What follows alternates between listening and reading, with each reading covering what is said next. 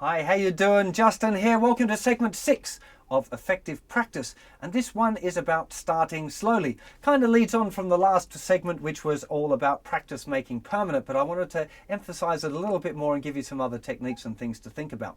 So all the time when I'm doing lessons, not all the time, very often, I see guys coming in for a lesson and they're trying to play something far too fast and it doesn't work and they keep making mistakes. And there's no point in doing that. You're much better off playing things at the tempo that you can actually play them and play them well and enjoy playing them and making them musical than you are trying to rush stuff up to tempo. Now, the little analogy I like to use with this is a race car driver. If you put Lewis Hamilton on a new track, he's not going to go flat out round that track the first time. So that would be stupid. Absolutely ridiculous. You'd go around the track really slowly and figure out how you can get around that bit. Work out where the difficult parts are.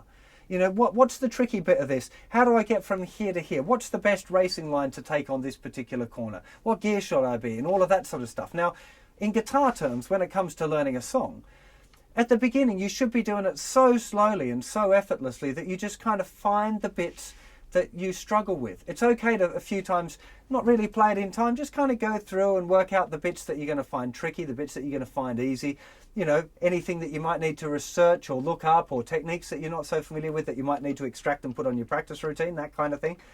And eventually you should try to get it to a tempo. No matter how slow it is, you should try and get it to a tempo.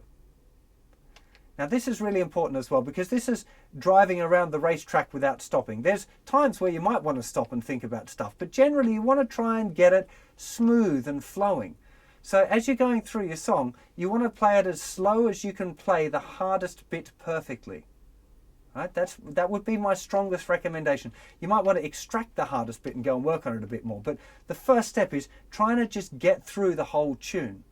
Now, there's some really good tools that we've got for that. The first one is using one of those slow down software programs. Now, I use one called Transcribe. There are many others available which are just as good. Audacity, Capo, Amazing Slowdowner. There's hundreds, many of them available.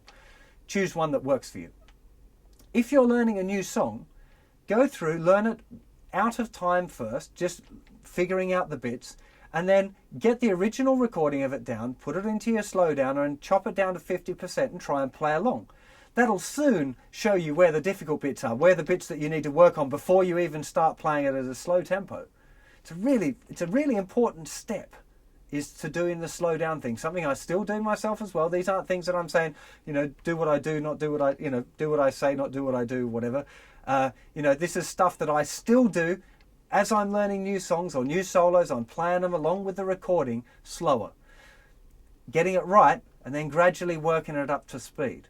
Now, in the old days it was metronomes, right? You'd use a metronome for that task, but it's a lot more fun to do it with an original track, which is why I think it's so great to have the availability of these new software slowdown programs. You know, it's a lot more fun, and as well, you tend to cop the time feel a bit better, like exactly the timing, rather, because most timing's not exactly metronomically perfect. It's a little bit looser than that. So playing along with the original recording will help you kind of cop that kind of the time feel thing. It's really important. Now, one of the things that the techniques that I've used for developing the speed is making sure that I can play something 4 times perfectly consecutively before I move the speed up. Now, this is particularly applicable to stuff like scales or chord sequences with difficult changes or whatever. So if I'm practicing a scale and it's a new scale and I've got it down and I can play 8 notes at 120, I won't move it from 120 until I can do it 4 times perfectly consecutively. So not 3 times and then a fluffy note and then another time. That doesn't count. You have to do 4 in a row perfectly, and then you can move the tempo up.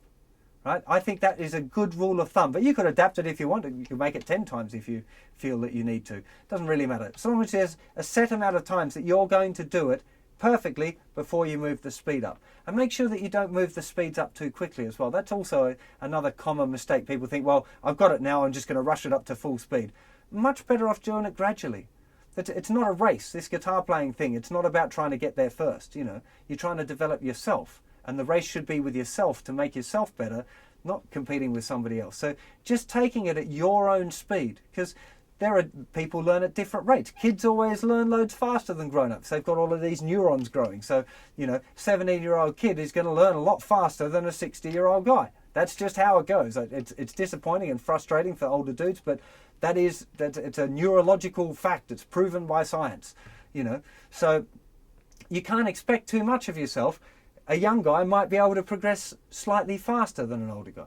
But you've got to find that out for yourself. You have to find your own rate of progress. And don't be afraid to be sticking on something until you get it right. I remember, again, going back to practicing scales, the fastest I ever got, I think 150 something, 16th notes at 150 something. But I was staying on these tempos for months. I remember I had a hurdle at a block at 142. I was stuck on it for nearly a year. I couldn't play faster than that. Just trying every day to get it, but I could never get it 4 times perfect. I could always get it 3.5 or just fluff up bits or, And so I just stayed with it. And eventually I had a day where I broke through. And it was like, yeah, I've done it now. And then once you broke through, one thing that you do have to be mindful for is when you first sit down to practice, you're not going to get to your full speed. So if I'm working on developing the speed of something and my maximum I ever got to was 140, when I start the practice session, I might do 100, 110, 120, 130, 140, then 142 or something, trying to push the thing. What I'm trying to get to is don't go rushing yourself. Be cool with doing stuff slowly and doing stuff really well. It's amazing the difference, and you'll find it yourself. If you go and watch some videos of guys playing on YouTube, say playing scales or whatever, not that there's that many videos of people playing scales, or a song, whatever, the guys that are doing it slow and careful and getting it right will always sound better than the guys that are trying to do it too fast and fluffing up loads of stuff. It doesn't sound good. There's no point. And the thing about really fast guitar players, if that's what you're into, that's so amazing, if you slow down a Steve Vai, one of those really fast runs, and you put it in the slow downer machine and play it at 10%, every note is clear. And I'll guarantee you all of those guys play slowly. If you want to develop speed, the trick to learning to play fast is slow repetition. And repetition and repetition. Now, I'm not a big mega shred fast guitar player, so if you don't want to believe me, go and check out some of those shred sites because they'll all tell you the same thing. I've never seen anyone approach that fast guitar playing thing any different. It's slow, careful practice with a metronome and then gradually building the tempo up. So, there's a whole heap of info raving basically a big long spiel about how important it is to practice slowly. And I know I'm going on a bit and you're getting a bit sick of it, but it's so important, this stuff, that I feel like I've got to just drum it in and go, please do this, because it'll make you better. It really will. I'll see you for another segment very soon. Take care of yourselves. Bye-bye.